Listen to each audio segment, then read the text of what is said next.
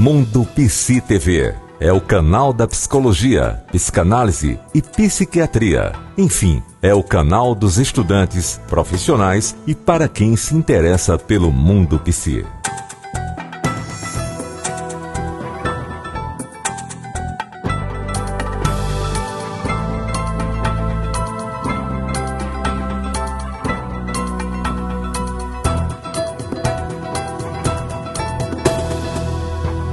O Mundo Psi TV vai bater o papo com Patrícia Távora, psicanalista com especialidade em psicomotricidade e doutoranda em educação, sobre as relações tóxicas, sobre as relações abusivas. Para você, o que é uma relação abusiva? Como ela se caracteriza? Qual é o seu perfil? Certo.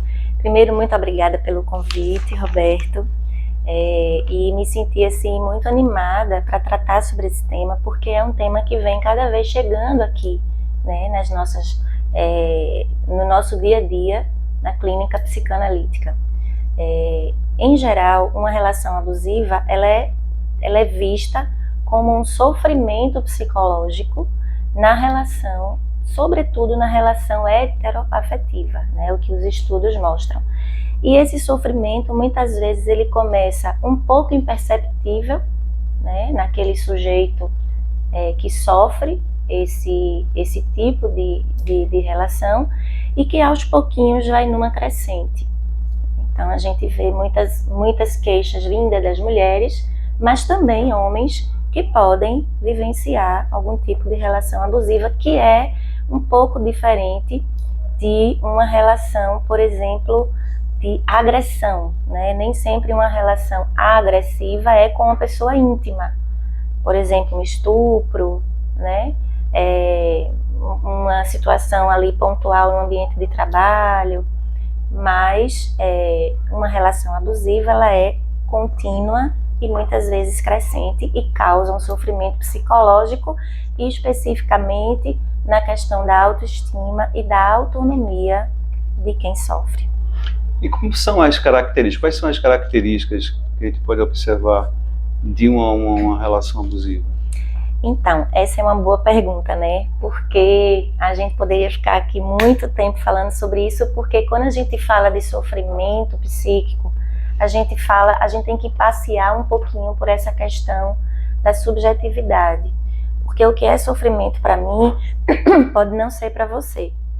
A gente está aqui falando de uma teoria, né, o que seria teoricamente uma relação abusiva, mas por exemplo, eu estou andando na rua, posso levar uma topada, né, machuco o meu dedo e posso não sentir nada, e você, né, posso sentir muita dor, e você pode ter uma perna quebrada e não sentir, né, metade da dor que eu sentiria levando aquela topada. Então é importante a gente considerar esse sujeito que está ali na relação e como é que essa pessoa entende o sofrimento, né?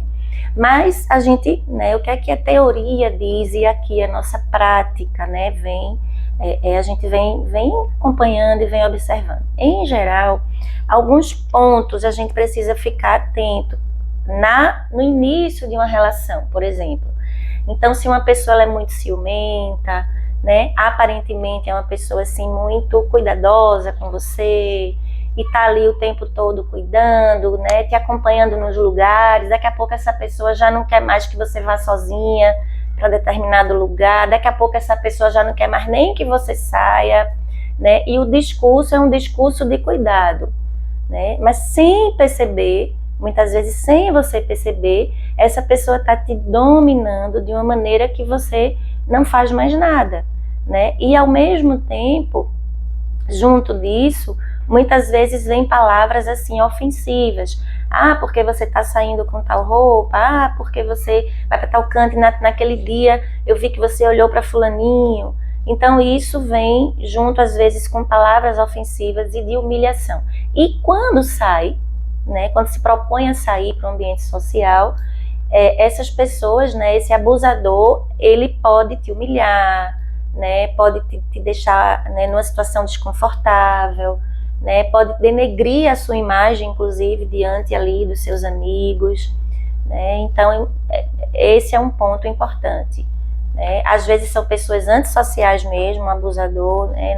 não gosta muito de sair, né? Prefere ficar em casa, porque ali está sob controle, né? Então esse excesso de controle. Então acredito que existem muitos casos assim de mulheres vivenciando uma relação abusiva sem até mesmo perceber se ater, né, que está dentro de uma relação abusiva. Existem. E aí, eu acho que é um processo assim muito pessoal, como eu falei, porque a gente precisa muitas vezes de uma ajuda. E às vezes, eu não sei se você, né, já ouviu falar, mas existem muitas campanhas hoje, né, que falam sobre a posição da mulher, por exemplo, na sociedade. Então, o que antes era comum, digamos, ao gênero feminino, minha mãe, por exemplo, é uma idosa, né, uma mulher muito sábia, né, que aprendi muita coisa com minha mãe, que é uma idosa hoje de 88 anos, mas ela me dizia assim, ninguém carrega a cruz que você não pode suportar. Olha, homem bom é aquele que não bebe e não fuma, né? Então veja quanto de imaginário, né, dessa relação, dessa construção subjetiva desse imaginário feminino, que faz com que a gente fosse normalizando aquilo que antes talvez não fosse um sofrimento pelas questões culturais, mas que hoje né? Porque a posição que a mulher ocupa hoje na sociedade é diferente. A gente não pode também deixar de olhar por esse prisma, né? Essa narrativa sócio-histórica do lugar da mulher na sociedade. Agora, se ela tem essa condição de trazer para a consciência, ou se ela está disposta a enfrentar isso, ou que condições emocionais ela tem para lidar com aquela situação, muitas vezes precisa realmente de uma ajuda terapêutica, precisa de alguém na família, né, que chegue ali e fale, né, mexe com uma, mexe com todas, né, que mexeu com uma, mexeu com todas, que é uma campanha que a gente escutou muito.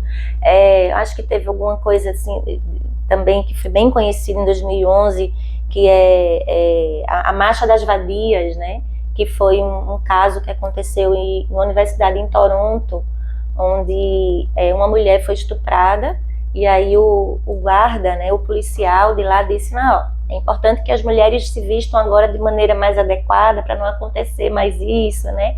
Então isso tudo hoje é algo que a gente precisa questionar também o lugar e assim, aquilo que é certo e errado, né, na condição feminina hoje. Mas sobretudo buscar ajuda quando você perceber esse incômodo e você sentir que você não está conseguindo sozinha lidar com aquela situação.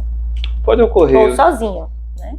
Pode ocorrer essa condição de a mulher, quando era criança, tenha vivenciado em família, sobretudo o pai, né, uma relação abusiva, e inconscientemente ela terminar repetindo essa relação com um parceiro?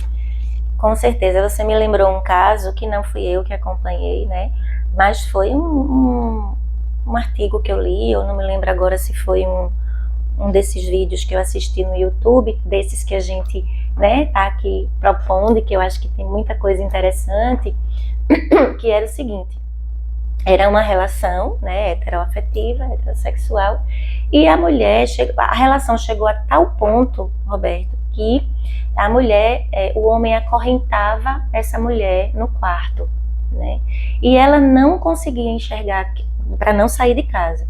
E ela não conseguia enxergar isso como um ato de agressão, né?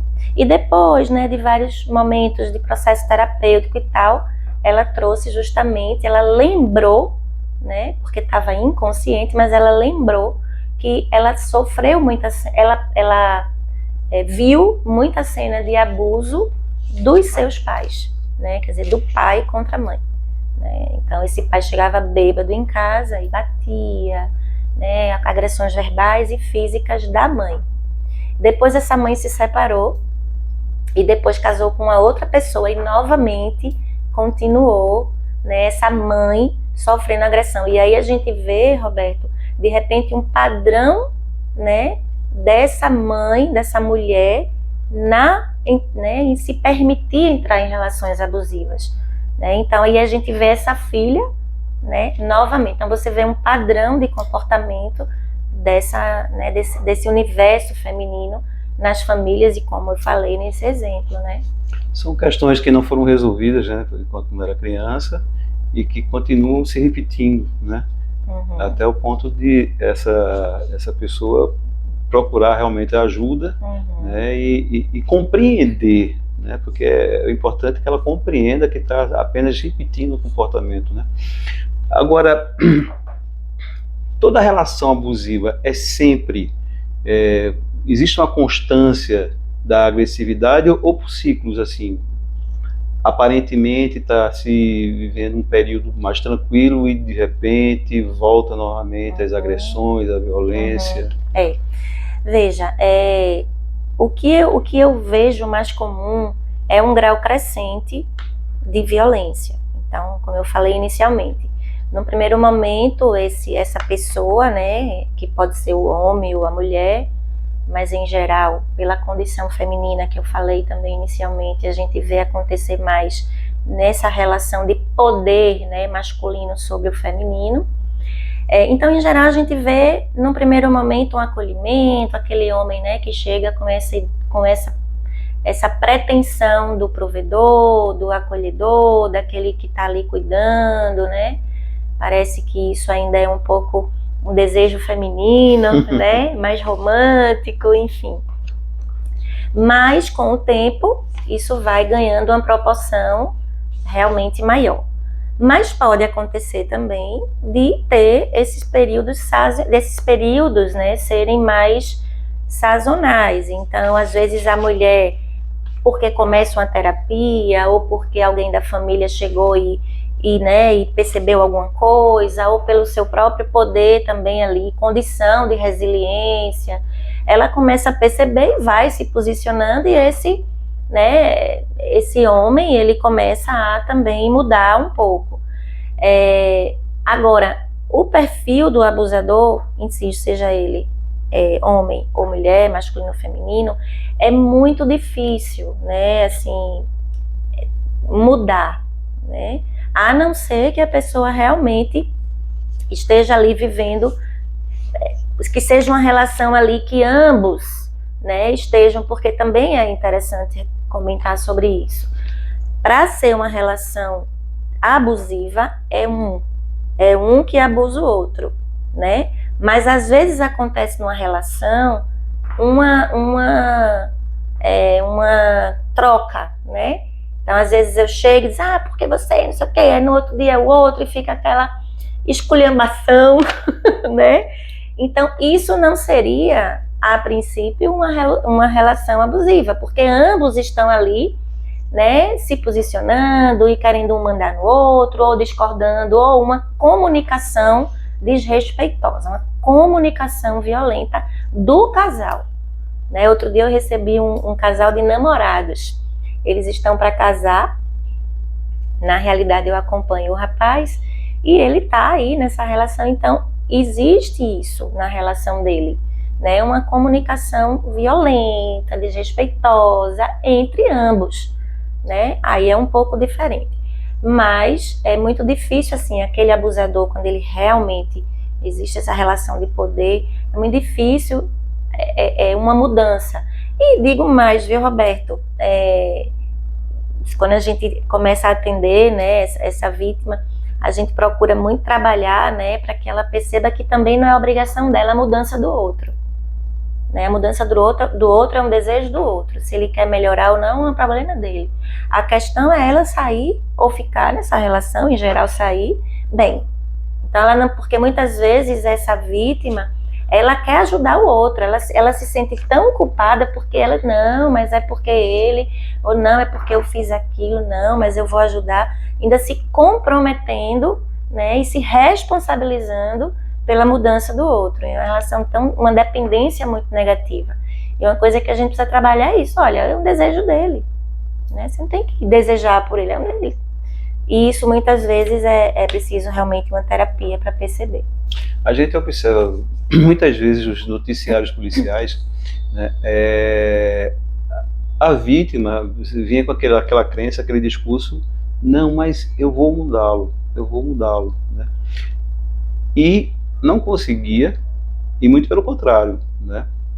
Ela se tornou vítima mesmo, até mesmo de situações físicas, né, de agressões físicas, e quiçá também os familiares falando que ela estava nessa condição porque ela já tinha sido morta, né? Porque ficou sempre insistindo, sempre naquela crença, não, eu vou mudá-lo, né? E geralmente a gente observa que não existe isso, né? É muito, muito difícil, né? E a mulher permanecendo nessa relação, ela está correndo sérios riscos. Verdade. Eu acho que é um pouco isso, né? De você se comprometer em resolver o problema do outro, né? Quer dizer, numa relação abusiva, o que você tem que pensar é na sua autoestima, né? Na sua condição de autonomia, de amor próprio, né? Passou daí, não é um problema teu. E assim, nem nas relações que não se configuram como abusivas, a gente também precisa ficar atento a isso. Porque às vezes o sofrimento do outro é esse, né? É porque eu quero que você... eu gosto tanto de você, eu te amo tanto, né? Que eu muitas vezes quero que você faça o melhor, né? O melhor que eu acho que você deve fazer, né? Mas você só vai fazer o melhor que eu acho que você deve fazer se você também quiser. Isso é uma relação muito... é uma liberdade que o outro tem, né? O amor, acho que o amor maduro é quando você dá liberdade para o outro, né? E você diz, olha, eu penso assim, eu acho assim, né? Eu sinto assim. Agora, e tô dizendo para você o que eu sinto. Então você tem consciência daquilo que eu sinto. A partir daí, o que é que você vai fazer com isso? É importante para você é importante para você saber o que eu estou sentindo, saber o que eu gostaria, né? Então, e aí isso vai sendo conduzido na relação. E na relação abusiva, o outro tem tanto poder que você até se confunde, né? Então você acha que você tem culpa, você acha que você, por esse amor às vezes tão patológico e doentio, você acha que o outro está sob a sua responsabilidade. É como se estivesse sob a sua responsabilidade e que você vai ficar ali até que o outro enxergue que ele está errado. E a que custos, né? A que custo isso vai gerar para o teu bem-estar emocional e às vezes até físico. Com certeza. Patrícia, você tem que saber o seu limite, né? Você falou há algum tempo atrás, Patrícia, a repetição, né, de um comportamento, né, que foi vivenciado na infância da vítima. Essa repetição também podia se adequar, certo, ao abusador? Sim, né? Um abusador, em geral, é uma pessoa muito rígida, né? É aquela pessoa que não se permite... a gente escuta muito falar daquela pessoa narcisista, né? E faz sentido isso, né? Então, é aquela pessoa mais egocêntrica, autocentrada, né? Então, é aquela pessoa que tem pouca empatia. E o que seria empatia, né? Não é só se colocar no lugar do outro, porque o abusador às vezes até manipula um pouco isso, invertendo, mas é bom para você tá tão cansado hoje, fique aqui, como se fosse uma pessoa empática, mas na realidade ele tá querendo te dominar. Então empatia é de fato, né, como eu falei agora há pouco, é uma construção que você vai fazendo nesse amor maduro, né, assim, e às vezes é até o contrário, poxa, eu não gosto de fazer tal coisa, né, poxa, eu não estava querendo fazer tal coisa hoje, mas é tão importante para você que tudo bem, eu vou fazer, porque eu quero, né, porque me faz bem fazer isso também, mesmo não sendo algo que eu goste tanto. E às vezes até a escolha de um restaurante para jantar, escolha de um filme. Outro dia eu atendi também um casal que a questão era o seguinte, de que cor vai pintar a parede, né? E aí fica aquela, não, mas Patrícia, olha, a gente não tem definitivamente o mesmo gosto. Digo, mas veja, ambos querem pintar a parede, pelo menos vocês estão em acordo com uma coisa, né? Então, esse abusador, ele tem esse perfil, né, de uma pessoa que se permite muito pouco a essa escuta, né, a sair desse lugar mais de autodefesa. Em geral também são pessoas com baixíssima autoestima, né, muito frágeis e muito inseguros nessa capa, digamos assim, de um controle, quando na verdade tem uma grande fragilidade, né, emocional também. Essas relações abusivas, elas se dão só no âmbito amoroso, assim, a dois, ou também pode ocorrer na família, né, no núcleo familiar? Pode. Relações entre pais e filhos, né? Relações em ambientes profissionais, relações entre irmãos, né?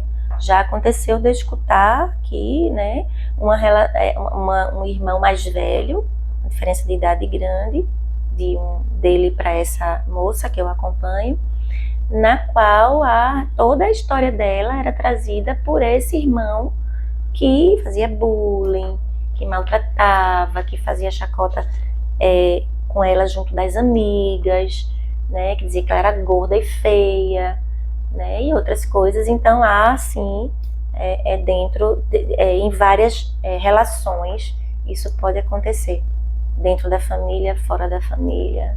Como a psicanálise pode ajudar o abusador, né, e a vítima, a abusada?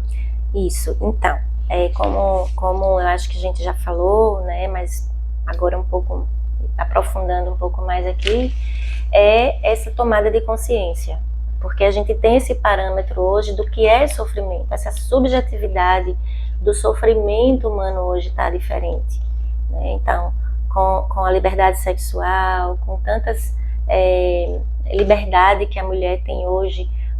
Antes a mulher era dentro de casa, ficava ali, né, só como mãe, essa função, esse lugar esse feminino muito ligado à maternagem. Hoje a gente vê mulheres indo para a rua e vão trabalhar, né, e vice-versa. A gente vê homens também em casa, né, mudando um pouco essa configuração familiar. Então a psicanálise, ela procura muito entrar nessa individualidade, assim, chegar para você, olha, Roberto, o que é que está desconfortável aqui? O que é que te incomoda, né?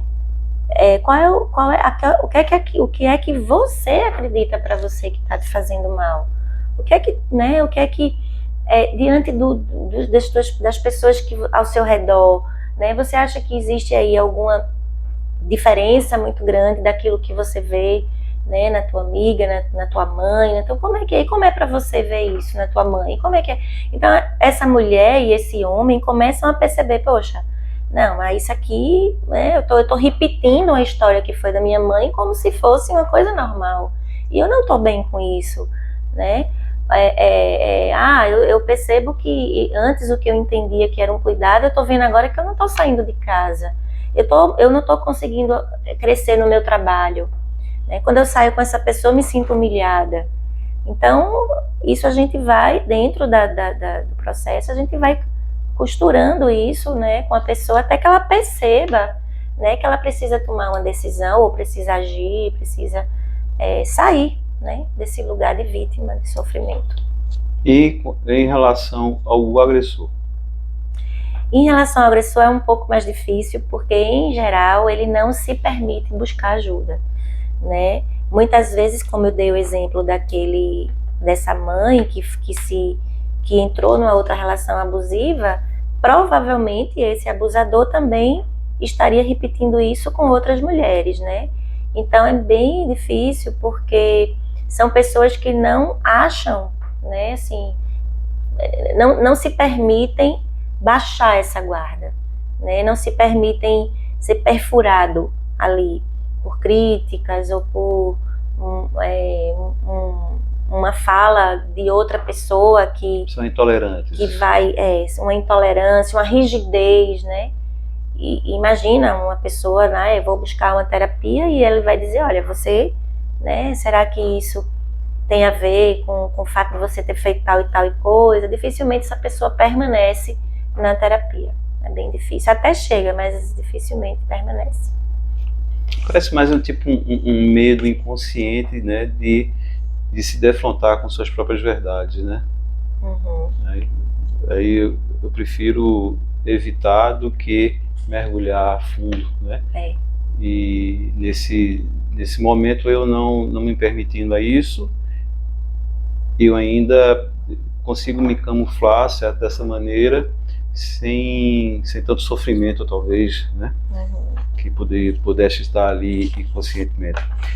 É verdade. Essas relações abusivas podem chegar ao ponto de uma violência física, sexual, até mesmo feminicídio. Pode, Roberto, né?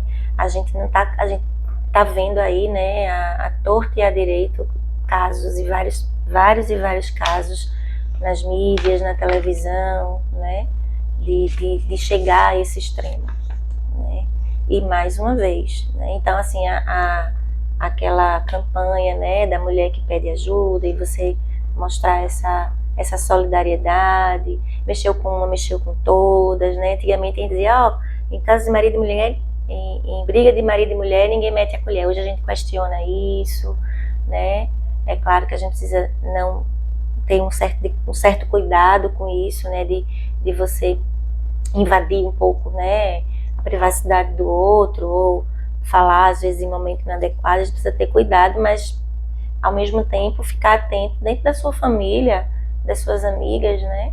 Porque é que de repente você diz uma coisa e a pessoa toma consciência de que ela está realmente correndo perigo, né? E eu já acompanho aqui na clínica, sim, né, situações que eu precisei, inclusive quando a pessoa saiu daqui do consultório, olha, você, né, precisa buscar uma ajuda imediatamente, né? Que de fato a pessoa estava numa situação já muito vulnerável e sem conseguir perceber, né? Então isso é possível e a gente precisa fazer essa rede também de apoio.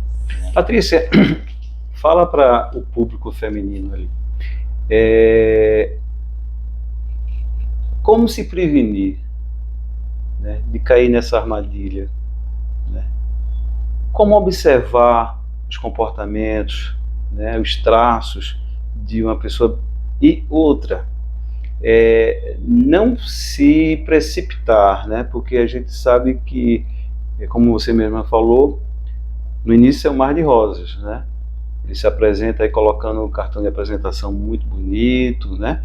Mas depois a coisa muda de figura. Então, qual seria, além da questão de mostrar o perfil, né, de um futuro abusador ou de um abusador já, o que você aconselha para as mulheres a nível também de ter um pouquinho mais de calma nas relações, observar mais, porque a gente observa hoje, vê hoje precipitações muito grandes. Fala lá para elas ali.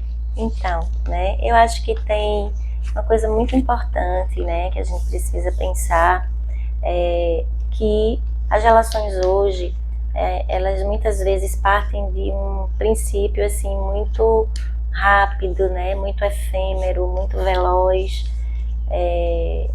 Não só as relações amorosas, mas no geral. Então, se você hoje não responde um WhatsApp em 1, 2 minutos, né, você já acha que a pessoa não quer mais saber de você, que a pessoa não está lhe dando atenção. Então, acho que uma coisa importante é você perceber de que forma você se vincula ao outro, né?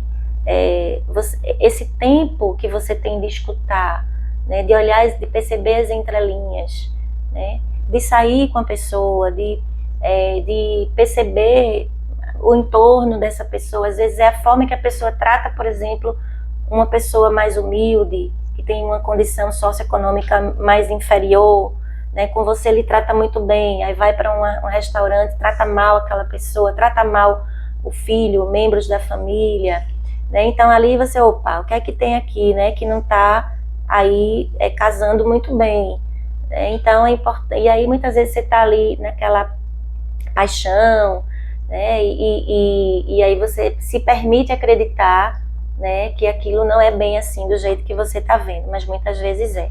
E a outra coisa é você se trabalhar, né? Se você por um motivo ou outro não quer fazer terapia, né, ou já fez, e enfim, encontra uma forma de você buscar a tua espiritualidade, né? De você buscar um autoconhecimento, de você perceber, entender um pouco como é que se constrói essas relações humanas, e como é que você, né, vive, como é o teu padrão de envolvimento afetivo. Se você é uma pessoa mais carente, se você é uma pessoa mais impulsiva, né? Então tudo isso é esse autoconhecimento e uma condição de você observar essa pessoa, que na verdade você vai conseguir observar essa pessoa também se você tiver essa condição em você mesmo, né? Exatamente.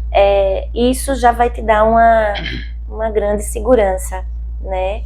E um amor próprio mesmo, né? O famoso amor próprio, parece um clichê, mas né? Então que a gente não se submeta a padrões, né? A esses padrões de valores tão efêmeros, né? Muitas vezes tão superficiais que a mídia aí coloca a todo tempo como sendo o melhor, né? Mas também isso é uma decisão sua, né? Agora, de todo jeito, é importante isso. Acho que se você pensar nisso, nessas duas coisas, acho que você vai conseguir viver ótimas relações amorosas. Ou uma só. Foi um papo muito gostoso, Patrícia. O que é que você achou de estar aí nesse lugar, conversando ali de frente para a câmera? Então, Roberto, eu acho que acho que as redes sociais hoje têm uma responsabilidade, tem essa condição de atingir tanta gente e, ao mesmo tempo, eu acho que uma responsabilidade das pessoas que proporcionam isso, você, né? Eu também tenho um canal, né? Que depois eu posso colocar aqui para você, mas eu acho que é uma responsabilidade nossa buscar sempre trazer e falar, né, aquilo que a gente tem de experiência, mas também com essa ética e com esse respeito, né, aquilo que a gente vai falar, aquilo que a gente vai dizer. E sem dúvida eu acho que ajuda muita gente, né, muitas pessoas que estão aqui ouvindo, que poxa, eu estou vivendo isso, eu passei por isso, e aí você vai replicando isso e torna-se uma grande rede de informação e ajuda mútuas. Pode passar seu canal. Na realidade, depois eu faço, deixa pra lá. É porque eu tô revisitando o canal também. Não precisa. Pronto. É isso aí. Mundo Psi TV trazendo mais um bate-papo muito gostoso, né? Elucidativo, esclarecedor, né? E é essa a proposta. Nós ficamos por aqui. Se gostou, compartilha, divulga e vamos compartilhar esse bate-papo e outros, né, com nossos amigos, nossos vizinhos, enfim, para todo o grande público.